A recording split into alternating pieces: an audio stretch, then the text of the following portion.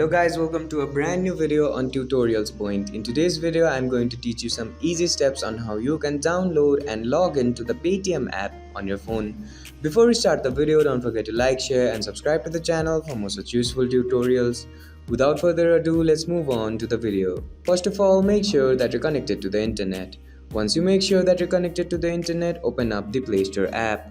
After the home page of the PlayStore app opens up on your screen, on the top of your screen you'll see a search bar. Go ahead and click on it. Once you click on the search bar, type in Paytm and hit the search button. After you hit the search button, the Paytm app will appear on your screen. On the right hand side of the Paytm app, you'll see an install button. Go ahead and click on it. Once the Paytm app is completely downloaded and installed onto your device, open it up. After the home page of the Paytm app opens up on your screen, you'll have to fill in your mobile number here and then click on this Proceed Securely option. After you click on the Proceed Securely option, and if you have filled in your mobile number correctly, you'll be automatically logged in to your Paytm app. I hope this video helped you to log into the Paytm app. Don't forget to like, share and subscribe to the channel for more such useful tutorials. Thank you for watching.